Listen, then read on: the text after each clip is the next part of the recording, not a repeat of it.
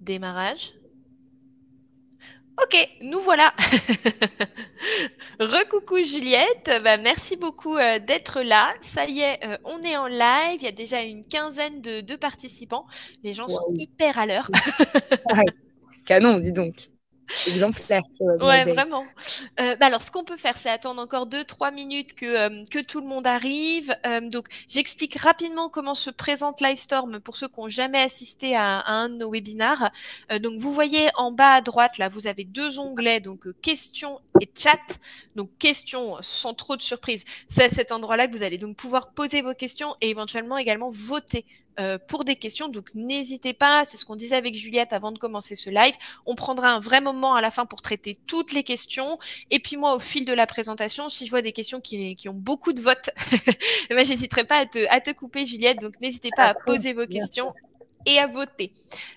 À côté de l'onglet questions, vous avez aussi un onglet donc, qui s'appelle chat. Donc, ben, je vais vous mettre coucou, comme ça tout le monde voit où est ce chat. Donc, pareil, ici, ben, n'hésitez pas alors à mettre vos réactions, à vous présenter, à répondre, parce que je pense que Juliette va souvent vous poser des petites questions. Donc, n'hésitez pas à interagir avec elle. 35 minutes de webinar tout seul, c'est long. Donc, n'hésitez pas. Et puis, bah, ce que vous pouvez faire là dans la petite minute et demie qu'on va prendre en attendant que tout le monde se présente, c'est peut-être mettre dans le chat bah, où vous en êtes, qui vous êtes, si vous êtes apprenant Web My Day. Je sais qu'il y a un peu des deux à ce webinaire. Et si jamais vous êtes apprenant Web My Day, bah, quelle session et où vous en êtes. Est-ce que vous êtes déjà lancé? Est-ce que vous envisagez de vous lancer? Je pense que ça aidera Juliette sur sa presse. Ouais, à fond. N'hésite vraiment pas, Léopoldine, à m'interrompre pendant la présentation parce que je ne verrai pas le flux de questions. Euh, donc vraiment, foncez, interrompez-moi dès que vous voulez, dès que vous avez des questions. Alors, on a Hélène en formation WordPress. WordPress. Yes. Et c'est vrai que, alors bon, moi je suis très habituée au freelance WordPress et graphisme, hein, parce que c'est ce qu'on a de plus chez Web My Day. Et vous, chez Collectif, vous avez peut-être d'autres corps de métier aussi? Ouais, nous, je pense qu'on a un bon spectre de métiers chez Collective avec une dominante tech et produit, je dirais. Ok. Dans le produit, je mets aussi le design, le code et le no-code. Ok. Donc vous, je pense que vous avez aussi pas mal de freelances qui connaissent bien les outils no-code. Et la deuxième verticale la plus servie sur la plateforme, c'est la partie site internet, SEO, SEA, paid acquisition, marketing, etc. Et ensuite, on a des métiers un peu annexes qui sont les métiers du conseil. Même, on a des collectifs d'architectes, d'avocats. Ok. Enfin, on a vraiment un gros spectre de collectifs chez nous. Mais c'est vrai que vous, votre verticale, elle est quand même bien servie sur la plateforme. On a énormément de boîtes qui nous déposent des projets de construction de sites internet ou de remodelage de sites internet. Donc, Trop cool. et beaucoup sur WordPress et Webflow, je dirais. Ah, Webflow, le fameux, Ouais, bien sûr. qui arrive en Que, force. que vous Est-ce que tu connaissez bien. as une petite slide qui présente Collectif ou pas? Ouais, bien sûr, je la Nickel. présenterai plutôt à la fin. Ok. Après avoir commencé le webinaire, je vous propose peut-être qu'on démarre. On y va, on y va. Alors tout le monde nous dit bonjour, formation WordPress, session Parfait. février, apprenant WordPress, session février. Et février, vous êtes en forme. Génial. Mais je vais te Génial. laisser démarrer, Ouais, Juliette. Moi, je vais couper mon micro pour éviter les interférences, mais je suis là. ça Et marche. puis, bah, comme dit, je n'hésiterai pas à te couper s'il y a des questions pertinentes pour le moment. Ça marche. Mais du coup, ouais, salut à tous. Merci beaucoup d'être là. On est ravis de co-organiser ce webinaire avec Web My Day. Je vais peut-être me présenter rapidement, comme ça vous avez 2-3 points de contexte. Donc moi, je m'appelle Juliette. Je travaille chez Collective depuis maintenant 1 an, presque tout pile. Collective, en 2 mots, c'est la première plateforme qui est dédiée aux équipes de freelance, qui permet d'un côté aux indépendants de collaborer, de s'organiser et de se valoriser en équipe, tout en restant indépendant et sans avoir besoin de créer une structure juridique commune. Et on permet de l'autre côté aux entreprises de faire appel à des équipes de freelance qui sont plutôt pluridisciplinaires, assez habituées à collaborer et expertes évidemment dans ce qu'elles font. Et donc, ça peut complètement concerner vos profils qui sont assez demandés sur la plateforme.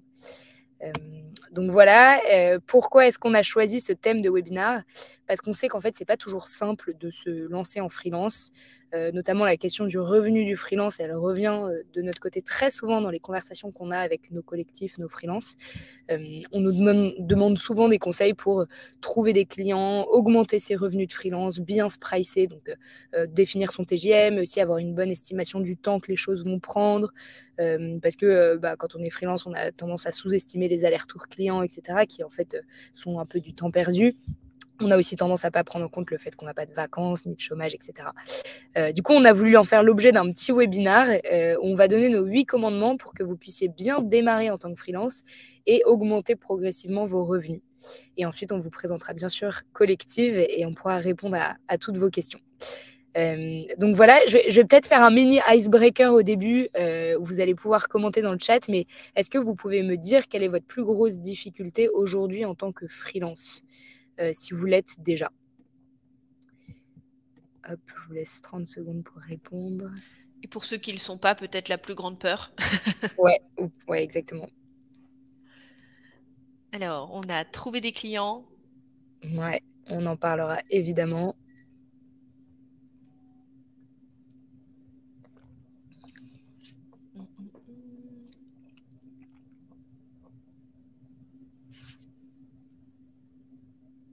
Estimer son TGM, avoir les bons prix. Moi, je rajouterais se faire payer. Ouais. Moi, j'étais freelance avant. Ah, mais c'est fabuleux tout ce que vous me dites. On va parler de tout ça. Peur de ne pas avoir assez de clients. L'administratif, tu m'étonnes. Ouais. Peut-être un dernier, je vois que trouver un appart.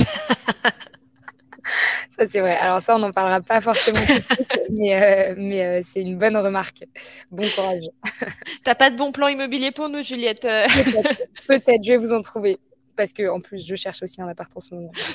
Bon courage. Alors, on va passer direct, sans transition, au premier commandement qui est celui d'affiner sa proposition de valeur et qui, je pense, est parmi les 8 commandements un des plus importants. Donc, c'est hyper important de travailler sa valeur ajoutée en choisissant un positionnement qui est hyper précis. Pourquoi? Parce qu'en fait, si vous essayez de résoudre un problème qui est précis pour vos clients, vous allez apprendre à devenir très pertinent, assez unique et hyper convaincant. Forcément, la spécialisation, elle a un impact qui est plus important qu'un collectif ou qu'un freelance qui est hyper généraliste, parce que si vous réglez un problème qui est très douloureux pour votre client et qui est difficile à soigner par vos concurrents, vous allez, pouvoir fixer des tarifs un peu plus élevés, et le bouche à oreille va fonctionner un peu mieux, parce que en résolvant ce problème hyper précis chez un client, et probablement le client en parlera à son copain en disant « Ah, mais voilà, tel freelance, il m'a aidé à résoudre ça, tu devrais passer par lui. » Alors que si vous êtes un peu touche à tout, on parlera peut-être un peu moins de vous en parlant d'un problème précis. Donc, hyper important, à chaque fois que vous pitchez un client, à chaque fois que vous choisissez votre positionnement, de bien vous poser la question « Quelle cible, moi, je souhaite aider ?» Donc, est-ce que vous voulez vous spécialiser sur une industrie, sur un type de client? Ça peut être des scale-up, des grands comptes, des startups. Ensuite, à quel problème est-ce que je peux répondre? Quel problème je peux résoudre? Quel problème précis?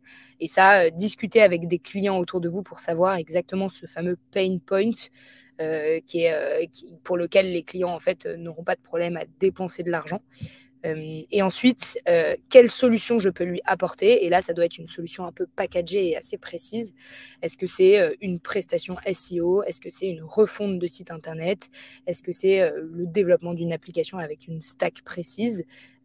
Donc voilà, donc essayez vraiment de vous poser cette question, ces 3 questions à chaque fois, de bien définir votre proposition de valeur, de bien l'affiner et du coup de la vendre comme une solution un peu packagée avec tel est votre problème, voilà la solution que j'apporte. Ça, c'est vraiment un commandement qui est hyper important. Si je passe au deuxième, surtout Léopoldine, n'hésite pas à m'interrompre s'il y a des questions. Travaillez vos références clients. Celui-là, pareil, chez nous, chez Collective, c'est un des plus importants. Hyper important de bien mettre en valeur son track record, son portfolio de freelance, parce que, en tout cas chez nous, c'est la première chose que regardent nos clients quand ils font un choix parmi une liste de collectifs pour une mission. Forcément, parce que c'est ce qui atteste le plus de votre expertise, de votre expérience, de ce que vous avez fait par le passé. Donc, hyper important de bien mettre en valeur ces références. Donc, voilà. Et donc, pour avoir un portfolio qui est assez complet et attrayant, d'ailleurs sous le format que vous le souhaitez, hein, mais c'est assez simple. En gros, il faut que vous preniez le réflexe à chaque fois que vous terminez un projet, même si c'est un tout petit projet, même si c'est un projet que vous avez fait dans vos études ou dans votre formation chez Web My Day, etc. En fait, créez une mini-étude de cas sur votre site, sur votre CV, dans votre portfolio sur Collective, si vous créez un compte chez nous. Et mettez à chaque fois le nom du client avec une courte description du client, important que tout le monde puisse resituer un peu le type d'entreprise avec laquelle vous avez travaillé, la problématique de la mission. Tel client avait besoin de revoir sa stratégie SEO parce que blablabla. Donc, c'est un peu le contexte du projet. Ensuite, la solution que vous avez importée. Donc là, ça peut être une liste de bullet points, de livrables. On a fait un audit de la situation, puis on a construit un plan d'action qui consistait en blablabla. Ensuite, parler de l'impact que vous avez eu, idéalement chiffré, même si c'est une contribution à un impact chiffré. Mais plus vous allez tangibiliser votre case study, le mieux il convertira derrière, le mieux il vous aidera à obtenir votre client d'après. Forcément, parce que le client va se dire « Ah bon, bah s'il a augmenté de tant de pourcents les leads chez tel client, bah, il fera probablement la même chose chez moi ou dans ces eaux-là en tout cas. » Donc vraiment parler d'impact chiffré, et encore une fois, même si c'est du marketing, ça peut être une contribution à, parce qu'il y a des métiers sur lesquels l'impact chiffré a moins de sens. De refaire le design d'un site internet, on ne peut pas trop savoir, mais en fait dites-vous, je vais demander à mon client quel a été le pourcentage d'augmentation de leads générés sur la période où moi j'ai travaillé et peut-être les 2 mois d'après, et je vais dire contribution à tel impact. Voilà, mettez des visuels représentatifs de la mission. Surtout si vous travaillez sur des sites internet, etc. Même si vous travaillez sur des prestations où ça fait moins sens de montrer des visuels, pareil, ça tangibilise votre case study. Donc, mettez-en quand même, demandez-en à votre client, et sinon, juste mettez un screenshot du site internet. Je vous promets, les yeux, quand ils voient une image, aujourd'hui, ça a beaucoup plus d'impact que quand il y a juste un gros pavé de texte. Et ensuite, un truc hyper important, mettez un témoignage client. Une sorte de citation de votre client qu'il vous a envoyé à la fin de la mission. Et ça, pour ça, soyez malin. Souvent, les clients, ils n'ont pas vraiment le temps de les écrire. Et donc, vous prenez le réflexe à chaque fois que vous terminez une mission, au moment où vous avez votre feedback ou votre dernier call avec le client, demandez-lui. Et pour lui pré-mâcher le boulot, pour aller plus vite, proposez-lui une recommandation client hyper précise que vous avez rédigée vous, et demandez-lui juste validation. En fait, le client, il sera ravi parce que vous aurez pré-mâché tout son boulot, il y perdra 0 minute, et en fait, vous aurez exactement le témoignage qui va vous permettre d'obtenir votre lead d'après, qui va vous aider à convertir. Et soyez vraiment précis dans votre témoignage client, mettez pas forcément j'ai adoré travailler avec ce freelance, le rendu était fabuleux, je recommande. Essayez d'être hyper précis dans ce que vous décrivez, parce que ça crédibilisera encore plus votre travail. Et pareil, ça vous aidera plus facilement à obtenir le lead d'après.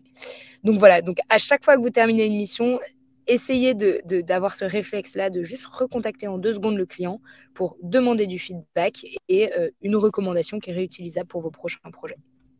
Elle est incroyable, ta slide, Juliette. Elle est vraiment trop bien. On pourrait presque en faire un petit modèle à se remplir à chaque fois. Je me permets une petite question, parce que c'est une question que j'entends tout le temps, moi, chez Web My Day, de gens qui sont en formation ou qui terminent tout juste. C'est quand tu n'as pas de client, quand tu n'as pas eu de premier client.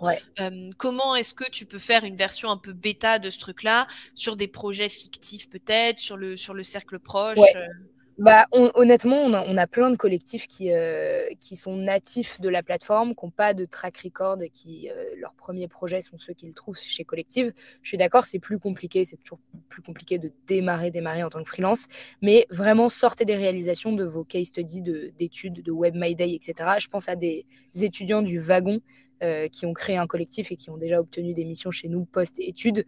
Eux, ils ont mis, je sais qu'ils ont une sorte de petit Airbnb à créer, c'est leur projet de fin d'études au wagon, c'est un peu toujours la même chose.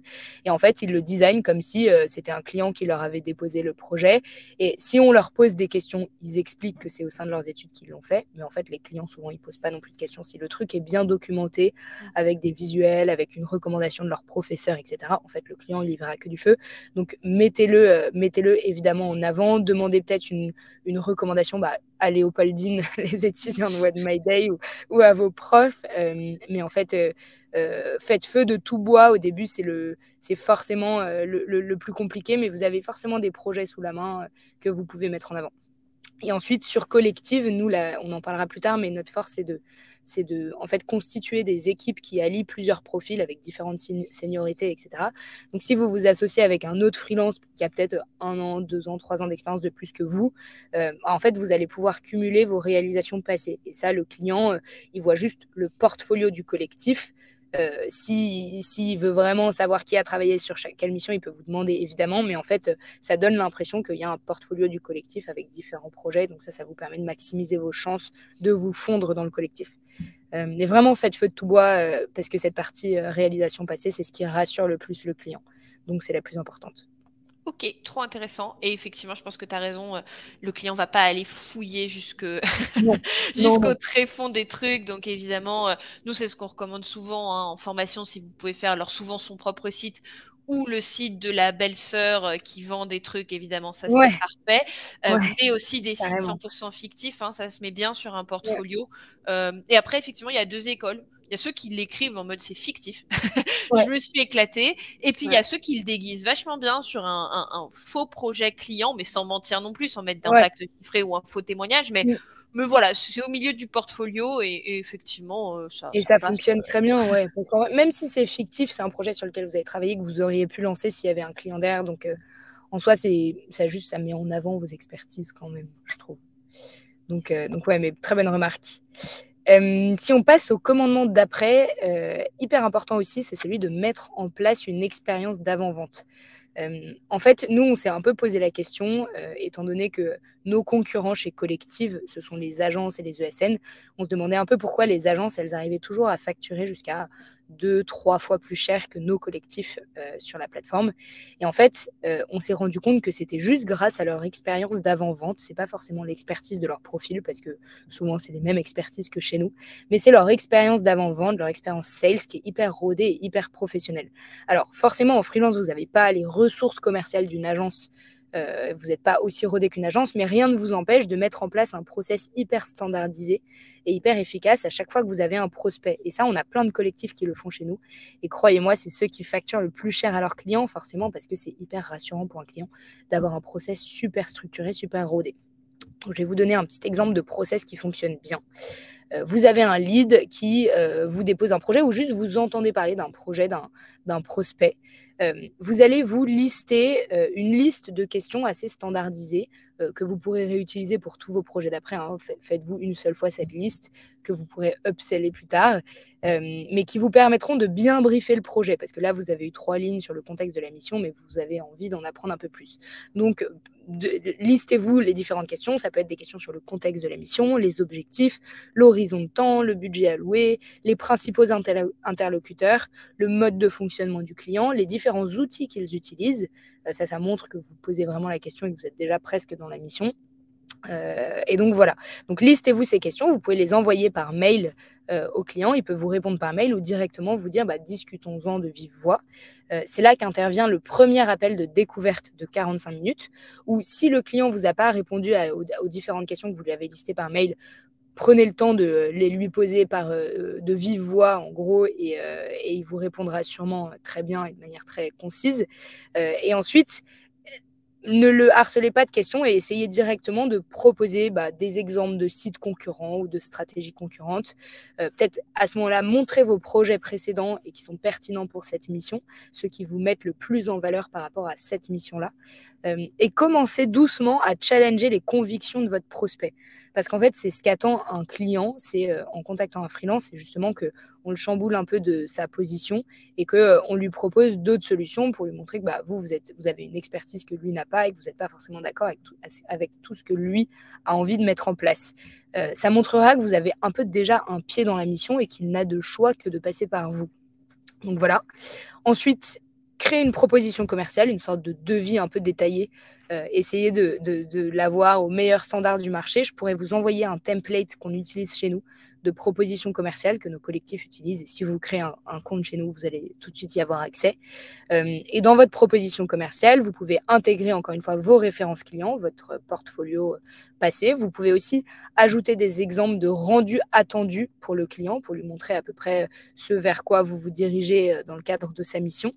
Et vous pouvez essayer de trouver quelques quelques exemples de propositions commerciales d'agence. Parfois, il y a un peu des paragraphes qui peuvent se moduler à la marge, qui font très professionnel et c'est ça qui améliore un peu le rendu de votre proposition commerciale.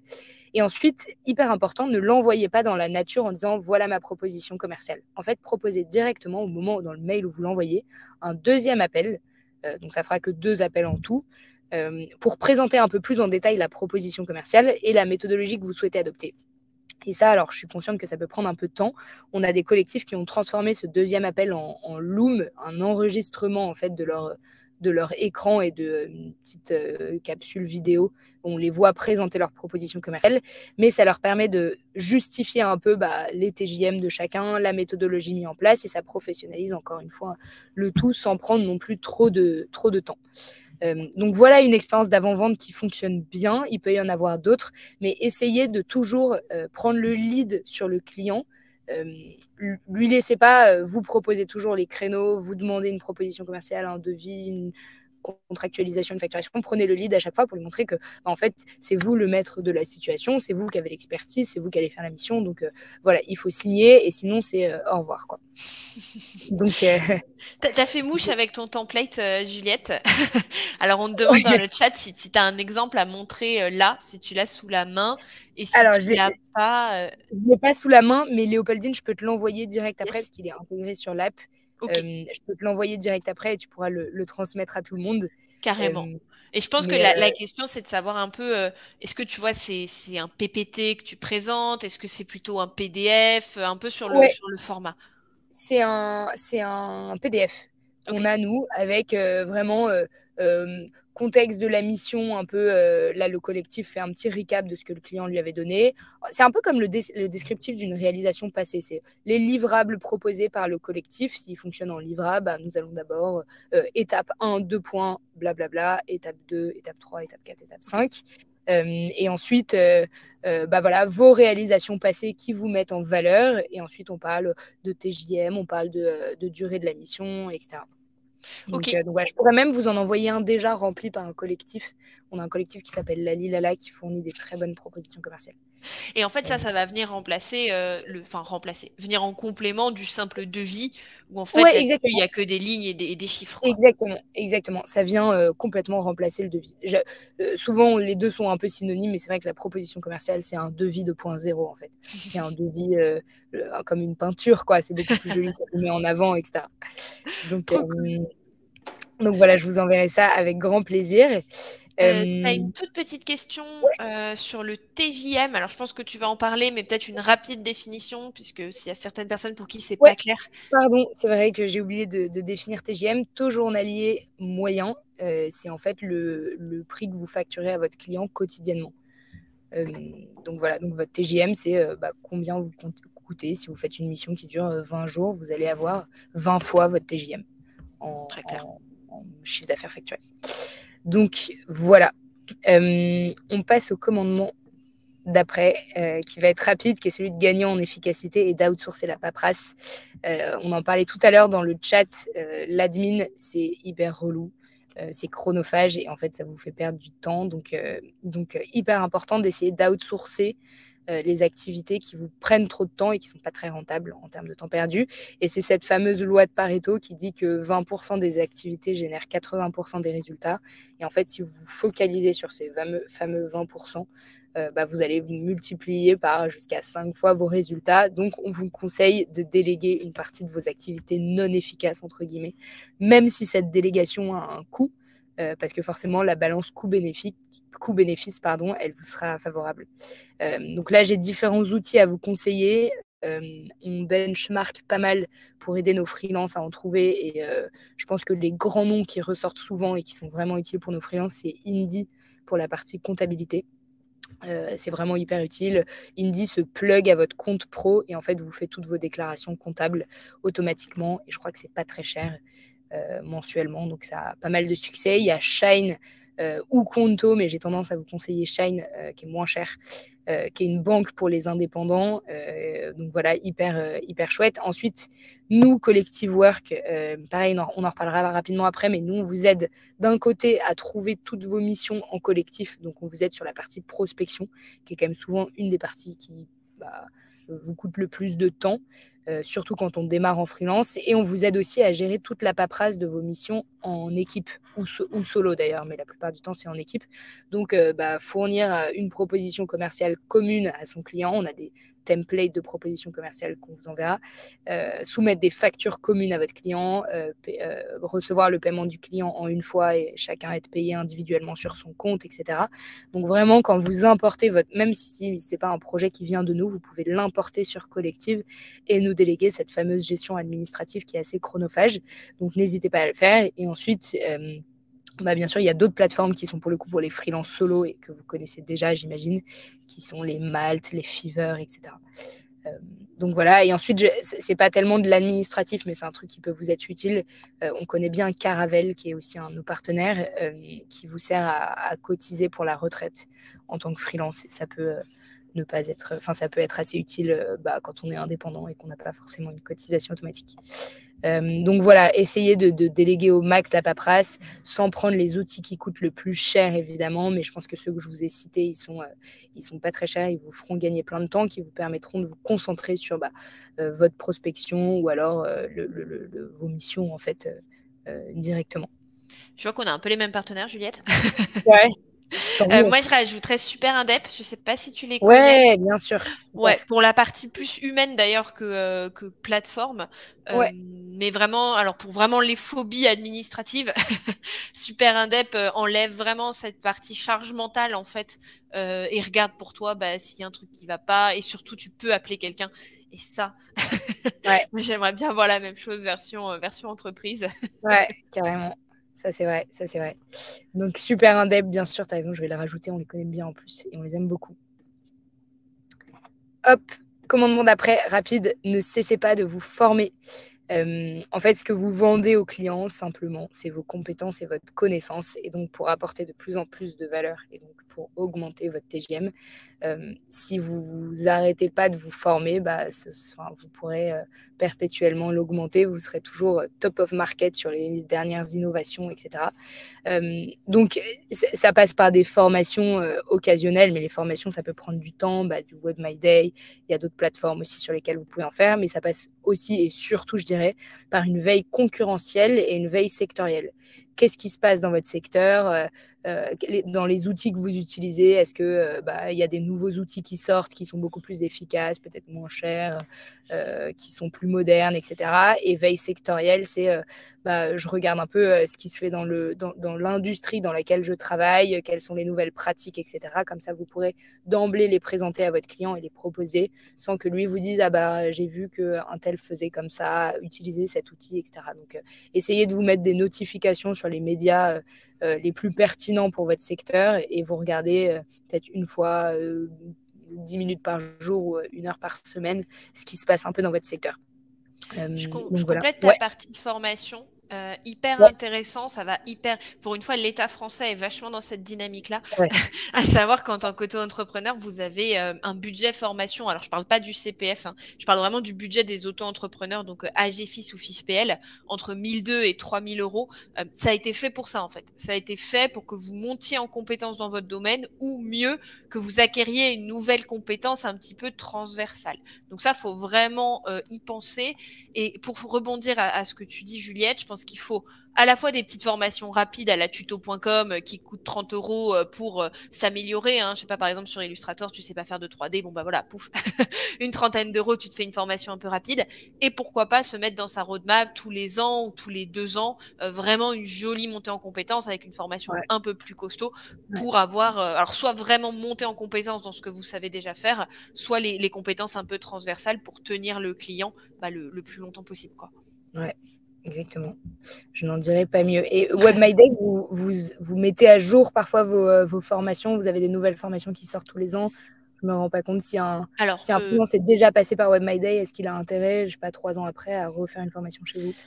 Nous, en fait, on construit un petit peu le programme de formation comme ça. Donc, nous, les formations telles qu'elles sont remises à jour, hein, parce que WordPress, Adobe, tout ça, ça bouge. Mais dans l'idée, quelqu'un qui démarre chez nous, dans l'idée, à un moment, va vouloir monter en compétence, souvent sur le avant ou le après. Donc, tu vois, quelqu'un qui rentre par WordPress, au bout d'un moment, on a marre, par exemple, de refuser des logos ou des chartes graphiques. Donc, on peut nous rejoindre sur la partie graphisme. Et là, par exemple, on sort la formation SEO. C'est pour un autre profil. C'est pour ceux qui, en fin de site WordPress, ont envie de garder la partie... alors, l'avantage du SEO, c'est qu'on peut mettre en place un mensuel aussi pour la gestion, la stratégie. Donc, on en a qui sont déjà préinscrits pour cette formation, pour cette raison-là. Et effectivement, nous, dans l'idée, on développerait un peu tout ce tissu-là, donc rédaction, montage vidéo, tu vois, pour que tu restes, pour que tu continues à monter en compétences. Ok, nice. Je crois que tu as une question, Léopoldine. Alors, le financement, Léopoldine. Ce que je peux faire, c'est vous envoyer un lien parce qu'on a écrit un joli article là-dessus et on a fait un super webinaire avec Super Indep qui m'a invité pour parler de ce sujet-là. Mais en gros, en fonction de votre code APE, vous êtes soit au FIFPL, soit à la GFIS en tant qu'auto-entrepreneur. Et en gros, le FIFPL, c'est entre 750 et 1200 euros par an et la GFIS, c'est 3000 euros. Sur les formations que vous voulez. Alors, il faut que l'organisme soit Calliope, mais honnêtement, on l'est tous à peu près maintenant. Donc, c'est sur quasi toutes les formations que vous voulez et l'organisme va monter avec vous le dossier. Enfin, là, moi, avant d'arriver, j'étais sur un dossier à GFIS. Dieu merci qu'on le fasse pour vous parce que je vous assure que c'est super chiant. Mais on le fait pour vous et ensuite, c'est vous qui l'envoyez. Donc, niveau administratif, c'est assez léger. Bien noté. Hop, on passe au commandement d'après, qui est celui de créer du contenu expert. Rapidement, quand vous êtes freelance, en fait, vous êtes votre marque à vous seul. Donc, en fait, exactement comme une entreprise, c'est important d'essayer de communiquer autour de cette marque pour qu'elle puisse rayonner. Donc voilà, donc nous, on conseille toujours à nos freelances de travailler un peu sur leur stratégie de contenu en identifiant d'abord le ou les canaux qui sont les plus appréciés par votre clientèle cible. Et ensuite en proposant un contenu assez qualitatif qui va pouvoir vous étiqueter en tant qu'expert. Donc ça peut être communiquer fréquemment sur LinkedIn, c'est à base de tout petits posts, mais qui mettent en avant votre expertise et peut-être où vous pouvez relayer justement votre veille concurrentielle, votre veille sectorielle. Vous pouvez montrer que vous êtes intéressé par ces sujets et que vous comprenez bien ce qui se passe dans votre secteur. Ça peut être des courts articles à écrire sur Medium, ça peut être un podcast. Alors ça, j'ai conscience que ça prend un peu plus de temps, mais souvent les freelances qui ont des podcasts ou les collectifs qui ont des podcasts, ils utilisent ce podcast comme moyen d'acquérir des nouveaux clients, quoi, comme lead gen tool. Et en fait, à chaque fois qu'il y a un prospect qui leur dépose un projet ou leur parle d'une idée, il leur dit je t'invite à aller voir mon épisode dédié sur mon podcast, etc. Donc voilà, ce que je conseille le plus, je pense que c'est LinkedIn. C'est là où il y a l'agrégat le plus condensé de startups, scale-up, PME, etc.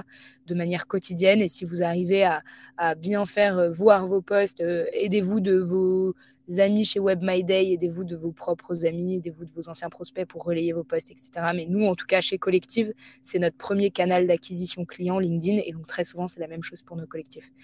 Donc nous, on essaye de mettre en avant vachement notre expertise, etc. Et nos collectifs le font. Et c'est là où c'est très important, pour revenir au commandement numéro 1, d'avoir bien affiné sa proposition de valeur et de beaucoup parler de cet outil que vous maîtrisez, ce process que vous maîtrisez, cette cible de clientèle que vous aimez, parce que vous allez drainer de plus en plus de visibilité sur ce sujet-là. Et vous allez vous différencier de vos concurrents. Donc voilà pour le contenu. Si je passe à celui-là, qui est l'avant-dernier, c'est un petit conseil un peu psycho, mais qui était important pour nous à ajouter. Supprimer vos barrières mentales, notamment quand vous êtes jeune, vous avez tendance à un peu vous sous-pricer. J'en parlais tout à l'heure avec Léopoldine qui me disait en sortant de Web My Day, pour un peu la même prestation, y a un peu des freelances qui osent se mettre un tarif super cher et d'autres qui osent pas du tout. Et du coup, il y a des différences énormes entre les TJM, entre les prix des prestations de chacun. Et en fait, nous, ce qu'on a remarqué, c'est qu'entre un freelance qui facture 300 € par jour et peut-être un freelance qui facture 400 €.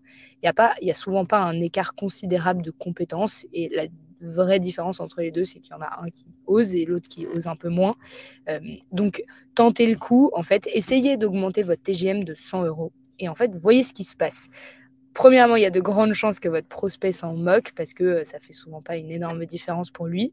Et si c'est pas le cas, vous allez pouvoir avoir une expérience client assez agréable. Vous allez dire, coupons la poire en deux, diminuons de 50 €. En fait, vous serez gagnant sur 50 € et lui, il aura l'impression de faire une bonne affaire.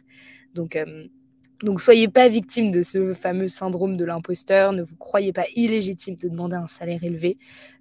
Les freelances, en fait, ils n'ont pas le confort d'un salariat, donc c'est normal qu'ils facturent plus cher que s'ils étaient en CDI chez un client lambda, quoi.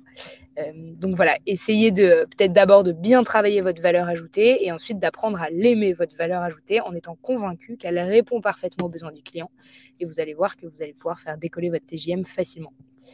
Est-ce qu'il y a des questions par rapport à ça? Et je vais t'envoyer aussi, Léopoldine, en sortant de notre call, notre benchmark de tarifs sur toutes les prestations possibles et imaginables de freelance sur notre plateforme. Donc, c'est vraiment freelance du digital. Mais donc, je pense qu'il y a tous les métiers de Web My Day dedans. Et on a fait une moyenne de toutes les missions qui sont passées sur la plateforme et on donne une fourchette basse, une fourchette moyenne et une fourchette haute à chaque fois. Ok, très chaud. Eh ben, envoie-moi ça. Et pour les apprenants Web My Day qui sont là, ceux qui se mettent en dessous de la basse, comme ça, on pourra vous taper sous les doigts. Non, mais c'est super intéressant parce que c'est vrai. Et puis, moi, je leur dis souvent, allez sur Malte, tu vois, fais un petit tour et regarde. Ouais. Mais en fait, parfois, ça suffit pas à casser cette barrière, en fait. Non, ouais. Le syndrome de l'imposteur, c'est quelque chose. Alors moi, c'est un syndrome que je connaissais pas, parce que c'est vrai que dans l'entrepreneuriat, on le vit un peu moins parce qu'on est dans une équipe, il y a plusieurs personnes. Donc mais quand on est tout seul à son compte, moi, c'est vraiment quelque chose que j'ai découvert chez nos apprenants et c'est une barrière qui est dure à casser, quoi. Ouais, qui est hyper dur à casser. Et qui souvent est d'ailleurs plus féminine que masculine. Donc, les filles présentes sur ce call, allez-y, quoi. Augmentez votre TGM. C'est aussi dans le monde de l'entreprise. Mais vraiment, nous, on voit, même sur la plateforme, les différences féminin-masculin, elles sont déjà importantes. Donc, on essaye de pousser tout le monde à augmenter un peu son TGM parce qu'en fait, tout le monde est gagnant. Mais c'est vrai que 100 €, c'est pas mal. Bon, après, ça dépend du TJM de base, mais je pense aux gens qui se mettent en TJM à 200. Hein, c'est souvent ce qu'on voit quand les gens démarrent, ce qui est quand même assez bas, en dessous de 200. C'est vrai que le passer à 100, attendre 3 petites semaines, voir si vous avez plus ou moins de demandes. Et puis aussi, parfois, ça peut changer le profil de tes clients aussi. Hein. Quand tu montes un petit peu en prix, tu montes un petit peu en gamme, tu as peut-être des projets plus sympas, avec des clients plus investis, parce qu'ils ont payé plus cher. Donc, au-delà du confort monétaire, ça peut aussi créer un vrai confort de travail, en fait, hein, d'augmenter son TJM. Ouais, carrément. Et on voit chez nous sur la plateforme, on a des freelances qui sont arrivés il y a 1 an qui ont déjà multiplié par 1,5 jusqu'à 2 fois leur TGM, quoi. Donc vraiment, c'est possible. Et puis, ça peut se faire aussi un peu, ça c'est un tips un peu commercial, mais ça peut se faire aussi un peu en fonction du client.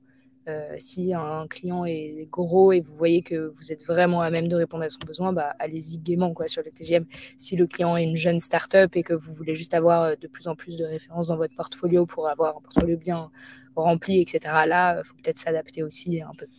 Mais c'est intéressant ce que tu dis parce que nous on avait fait un cours sur le TJM là chez Web My Day et en fait tout le monde nous avait dit mais du coup c'est mon TJM et j'en bouge plus. Non, c'est une moyenne en fait où vous savez que un peu plus bas vous avez fait un effort et un peu plus haut c'est parce qu'effectivement c'est un beau client et vous travaillez un peu plus que prévu. Et de la même façon, il y a des gros clients, si votre TJM est trop bas, ils vont pas vous considérer. C'est même pas une histoire de les allumer parce qu'ils ont plus de moyens, c'est que si votre TJM est trop bas, ils vont pas vous considérer en fait. Donc c'est vrai que il faut aussi s'adapter et de la même façon, un chouette projet sur lequel vous avez envie de bosser, aussi être très clair, quel est votre budget, avec votre TJM ça rentre pas. Est-ce que vous êtes prêt à le baisser d'un certain pourcentage de la moyenne que vous aviez définie pour travailler sur ce projet? Mais il faut quand même garder en tête que le TGM, c'est votre référence et vous avez tout à fait le droit de tourner un petit peu autour en fonction. Ouais, carrément. Et en fait, ça rassure pas mal. Je rebondis sur il y a un intervenant qui est venu au bureau il n'y a pas longtemps, qui est un peu une star de l'univers du produit, qui parlait, il a fait à un moment un petit topo sur le TGM et il disait ça donne un mauvais signe au client de vous brader. Vous pouvez négocier peut-être un tout petit peu à la marge votre TJM pour faire un geste vers votre client, mais ne diminuez pas trop votre TJM parce que de se brader, ça donne l'impression déjà au client que vous alliez l'arnaquer. Si vous êtes OK pour baisser de 200 € votre TJM, c'est qu'en fait, avant, votre TJM, il était bien trop pricé. Et en fait, de dire, bah non, désolé, moi, je baisse pas mon TJM, c'est comme ça que je fonctionne et je fonctionne très bien avec ce TJM, ça donne l'impression que c'est le apprendre ou à laisser et un peu genre, OK, bah bon, bah j'y vais parce qu'en fait, il a l'air bon. Donc, ne vous bradez pas trop. En fait, ça vous aidera même pas trop à closer votre projet, je pense. Moi, je suis archi d'accord. Moi, j'ai suivi une conférence, peut-être qu'on a suivi la même, qui disait un peu la même chose, où il disait, bah, effectivement, si avant tu étais à 400 et que en 2 mails, tu passes à 200 € par jour, c'est qu'en fait, à la base, toi, tu sens que tu vaux 200 € par Ouais, jour. exactement. Et ce qu'il conseillait, c'était si vraiment, bon, tu as envie de bosser sur le projet, tu as envie de faire le geste, au lieu de baisser ton taux, de rajouter de la valeur. Tu vois, au lieu de dire, bon, bah, je peux pas me mettre à 200, par contre, pour 400 € par jour, je peux vous faire le SEO en plus, par exemple. Donc, d'ajouter de la valeur plutôt que de, effectivement, diviser par 2 votre valeur, quoi. Ouais, carrément. Carrément. Et j'arrive au dernier commandement, qui est celui évidemment qu'on préfère, pour démarrer en freelance, être successful en freelance et augmenter rapidement ses revenus, travailler à plusieurs et former un collectif. Pourquoi est-ce que c'est important et intéressant de former un collectif? Pour plusieurs raisons. La première, c'est que de travailler en équipe, ça va vous permettre mathématiquement de démultiplier vos opportunités de projet parce que vous allez réunir dans une équipe plusieurs expertises variées et plusieurs réseaux. Donc, vous allez cumuler vos réseaux, donc maximiser vos chances de recevoir une opportunité, forcément, vu que vos différents réseaux vont s'additionner. Donc, je me souviens que Guillaume, un des membres d'un de nos collectifs qui s'appelle Referral Studio, nous avait dit: j'ai constaté presque 2 fois plus de demandes entrantes depuis que je travaille en collectif hors collectif. Donc, ils avaient un peu annoncé à leur réseau qu'ils avaient formé ce collectif. Et comme il y avait plusieurs membres dedans, tout le monde avait un peu relayé l'information. Et du coup, les leads qui arrivaient se partageaient entre tout le monde. Donc, il y a forcément plus d'opportunités de projets qui tombent. La deuxième raison, c'est que ça va vous permettre de vous positionner sur des projets qui sont plus ambitieux et plus rémunérateurs. Pourquoi? Parce qu'en freelance solo, vous allez être un peu limité par vos compétences perso, qui sont évidemment pas infinies. Alors que le collectif, lui, peut prendre en charge une prestation complète. Et du coup, à plus forte valeur ajoutée, avec des synergies qui se créent et qui se price un peu, qui vous permettent d'augmenter la tarification générale du collectif, forcément, parce que vous avez une force de frappe qui est hyper importante. Et qu'au lieu de dire, vous allez cumuler 3 profils qui ne se connaissent pas, vous arrivez en équipe, vous dites, on a un track record de projet commun, où on se connaît très bien, on a l'habitude de travailler ensemble, on sait exactement qui fait quoi au sein du collectif. Et du coup, on vous épargne l'énergie déployée pour recruter nos différents profils et l'énergie déployée pour nous onboarder en tant qu'équipe, parce qu'on se connaît très bien et on sait très bien comment on fonctionne tous les 3. Donc, vous allez pricer ces synergies au lieu de dire, je sais pas, je vais retravailler le SEO de votre site internet. Vous allez dire peut-être s'il y a une compétence branding, une compétence copywriting et une compétence SEO. Vous allez dire, on va prendre en charge toute la refonte de votre site internet et toute la partie SEO. Donc, c'est vraiment une offre packagée. On te refait ton site internet. Et tu as ton SEO sur Internet, quoi. C'est un package complet sur la partie site Internet. On a pareil sur nos collectifs tech, alors ça vous regarde peut-être un peu moins, mais on a pas mal de pools de freelance qui sont un dev, un designer et un product manager. Et ça, c'est des trios qui fonctionnent super bien. Ils font des MVP complets, ils refont complètement des applications web, applications mobiles, etc. Donc ça fonctionne bien. La troisième raison, c'est que ça va vous permettre de concurrencer des agences et des ESN et de ne plus concurrencer que des freelances solo. Et pourquoi est-ce que ça va vous permettre de concurrencer des agences? Parce qu'une agence, ça coûte cher à un client, forcément, parce qu'une agence, il y a des CDI, les CDI, ça coûte plus cher que des freelances. Il y a des frais de structure, il y a des commerciaux pour staffer les projets qui, en fait, sont un peu mis dans les tarifs d'une prestation. Il y a des bureaux, il y a des frais indirects, etc., qui vont faire que la prestation d'une agence est très chère. Alors que vous, la prestation d'un collectif, c'est un peu la prestation de vos 3 TJM avec vos synergies pricées en plus, mais vous n'avez pas de bureau, vous n'avez pas de frais indirects, il n'y a pas de commerciaux qui sont là pour staffer votre projet. Donc en fait, vous allez être moins cher et souvent plus expert que les agences parce que vous vous connaissez entre vous, vous avez l'habitude de travailler ensemble. Et en plus de ça, vous êtes hyper transparent avec le client. Quand en agence, le client il choisit un peu un pool de profils qu'il ne connaît pas trop. Et dans le pool de profils, il peut y en avoir un ou deux qu'il n'a pas choisi et qui ne sont pas très bons. Alors que vous, il choisit exactement le collectif avec qui il travaille. Et bien sûr, ça va vous permettre de ne plus travailler seul. Et ça, je sais que c'est une vraie peine des freelances de travailler seul. La solitude du freelance, c'est un truc qui n'est pas très agréable. Et donc, sur la plateforme, sur le collectif, ça va vous aider à en tout cas, lutter contre cette solitude-là. Donc voilà, j'avais cité le collectif Lali Lala dont je vous parlais tout à l'heure, qui sont assez bons chez nous, qui ont dû faire une 50aine de missions, qui disaient qu'en collectif, ils étaient capables de travailler pour des entreprises qui travaillent habituellement avec des agences, donc des ASICS, le groupe Jules, etc. Et donc forcément, ça leur permet de mieux valoriser leur travail. Hyper intéressant, ça soulève beaucoup de questions. T'en as une dans le chat qui dit comment se vendre comme un collectif. Et effectivement, c'est une question que j'avais aussi. Est-ce qu'on se donne un nom comme là, Lali, la, on se brande comment est-ce qu'on met tout ça en place? Ouais, très bonne question. Et c'était d'ailleurs la priorité sur notre plateforme. Le premier truc qu'on a développé, c'est ce concept de page vitrine du collectif. Quand vous créez un compte sur Collective, il y a 2 étapes pour qu'on active votre équipe et qu'on commence à vous envoyer des missions. La première étape, c'est de coopter les membres qui feront partie de votre équipe. Et la deuxième étape, c'est de remplir les informations de votre page vitrine, description des membres, photos, nom du collectif, logo du collectif qu'on peut vous créer, vous, avec des générateurs de logos, portfolio du collectif et manifeste. Le manifeste, c'est vraiment la description du collectif comme une équipe, quoi. Donc c'est voilà qui nous sommes, d'où on vient, voilà les prestations que nous aimons rendre, pourquoi passer par nous, parce que on a une cohésion qui est forte, on se connaît parce qu'on a vécu ça dans le passé, etc. C'est vraiment un manifeste comme un manifeste d'entreprise. Et cette page vitrine qu'on vous permet de créer via la plateforme, en fait, vous récupérez ensuite l'URL et vous pouvez la faire exister en dehors de la plateforme, comme un site, comme votre propre site internet de collectif. C'est votre CV de collectif. Et il y a un petit... je ne sais pas si je peux... Ouais, je vais vous envoyer dans le chat un exemple de page vitrine que vous voyez à quoi ça ressemble. Hop. Hop, je vous ai envoyé la page vitrine de Lali Lala. Et vous voyez, il y a du coup un truc un peu bien designé. Vous mettez une couverture, un logo, des photos que vous designez comme vous voulez. Le portfolio, c'est la partie qui s'appelle Notre travail. Ensuite, nos membres. Ensuite, nos services avec différentes cartes de vos services. Et la partie manifeste, ça s'appelle Ce qui nous rend unique, avec une description rapide de l'ADN du collectif. Donc voilà, et vous voyez qu'en haut à droite, il y a un petit onglet qui s'appelle Contactez-nous. Et en fait, cet onglet Contactez-nous, il permet à des entreprises de vous solliciter si elles ont des projets à vous déposer. Et on vous met directement en relation avec le client. Et la petite partie en dessous, le petit bouton en dessous, il s'appelle « Envie de nous rejoindre ». Et ça, c'est pour que des freelances puissent postuler dans votre collectif si jamais ils trouvent que votre offre est intéressante et qu'ils ont une expertise complémentaire qui serait intéressante à ajouter à votre équipe. Donc voilà, et c'est comme ça qu'on se vend en collectif, c'est en mettant en avant votre offre packagée, votre petit site de collectif, plutôt que la somme de vos CV qui, elle, a beaucoup moins de valeur. Ouais, parce que là, il y a carrément une identité graphique. Hein. Ils ont tous la photo de profil derrière. Ouais. Et alors, ça amène une question. Alors, personne la pose, je comprends pas. Moi, il faut que je te la pose.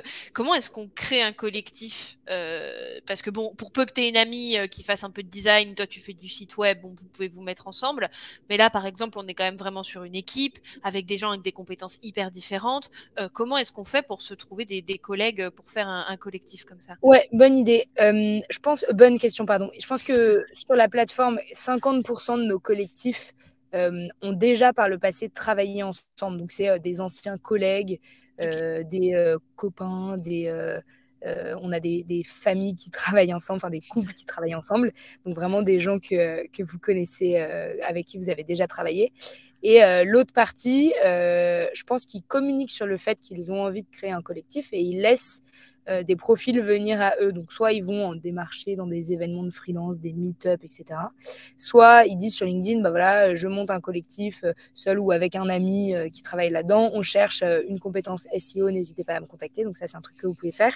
Nous, on a aussi un pool de freelance solo qu'on appelle la Galaxie. Hop, que je peux vous envoyer dans le chat tout de suite. C'est une longue liste de freelances qui sont seuls, qui sont un peu dans le cas dans votre cas, si vous n'avez pas d'acolyte avec qui faire équipe et qui ne demandent qu'à être cooptés. Il y a toutes les informations pour les contacter, leur lien LinkedIn et leur email. Vous pouvez les filtrer, les trier. Et ça, c'est des gens qui ont envie de faire un collectif, de créer un collectif. Et sinon, vous pouvez postuler à des collectifs qui sont existants directement sur notre marketplace, que je vous envoie aussi dans le chat. Hop. Notre marketplace, elle recense tous les collectifs qui sont actifs chez nous sur la plateforme.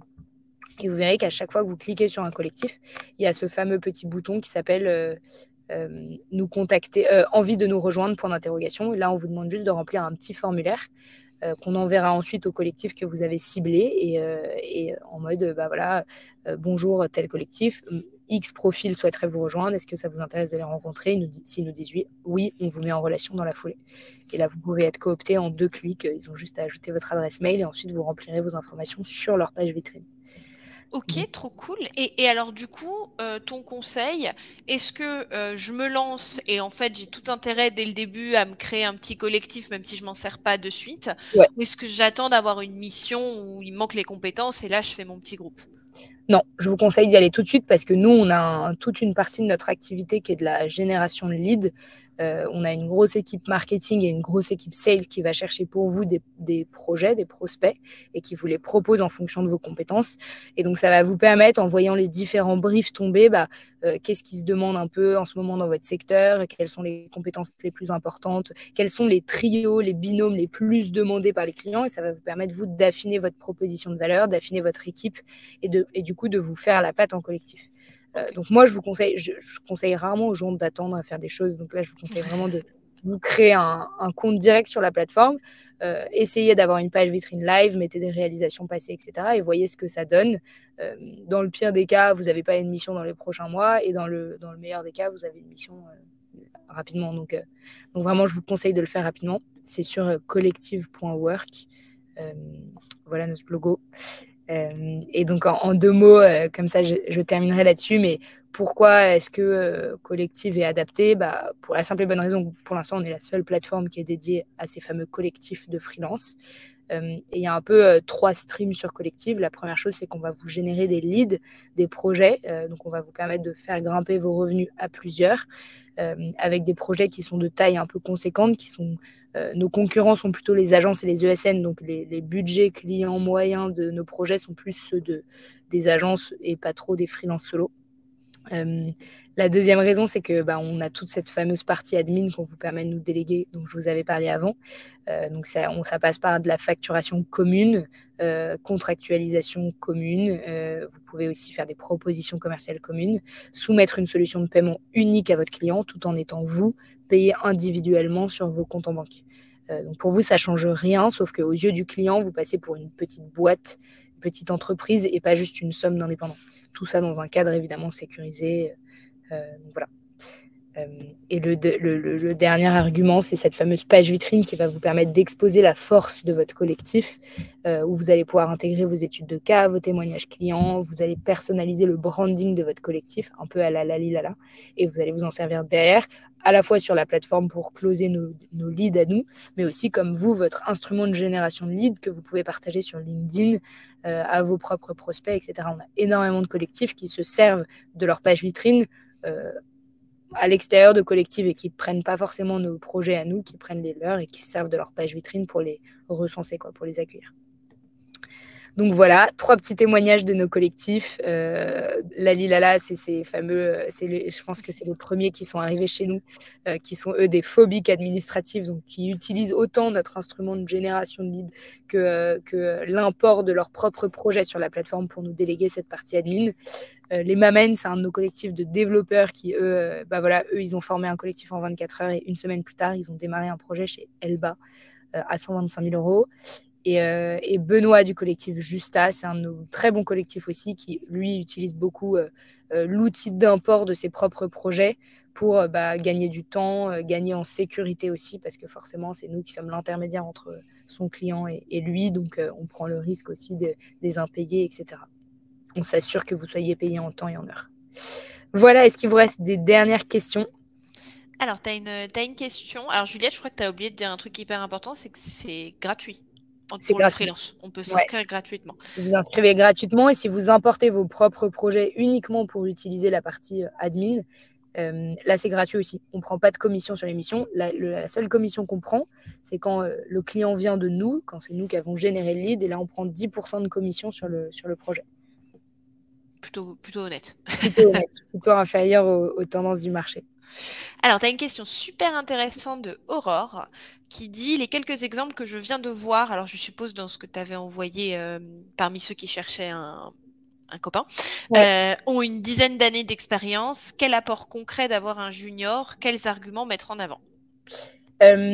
Alors, quels apports concrets d'avoir un junior? Alors, j'aurais tendance à dire que vous êtes un peu moins cher qu'un développeur qui a 10 ans d'expérience, qui lui facture 1200 € à la journée, ou même de quelqu'un en SEO qui a des années d'expérience. Donc oui, il y a une partie prix qui est quand même importante. Ensuite, vous vous êtes formé récemment, donc vous êtes possiblement plus alerte sur les dernières tendances, sur les nouveaux outils, sur ce qui s'est fait récemment sur le marché.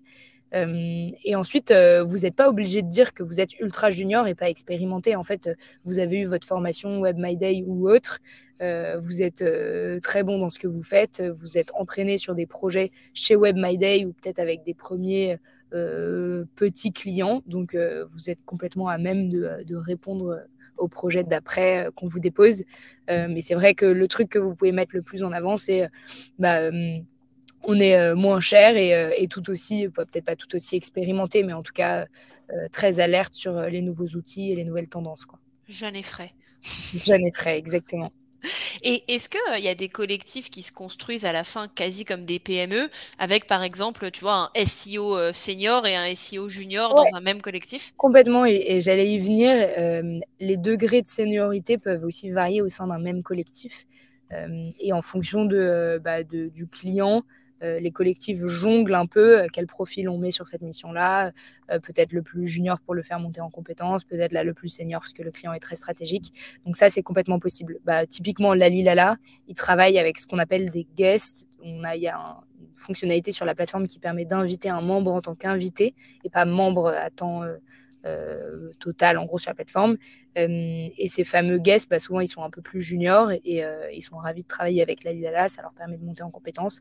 Et du coup, les missions qu'ils font via Lalilala, eux, ils les mettent après sur leur portfolio à eux. Donc oui, vous pouvez essayer de faire varier les degrés de seniorité dans une même équipe et contacter les alumni de Web My Day si jamais ça vous intéresse.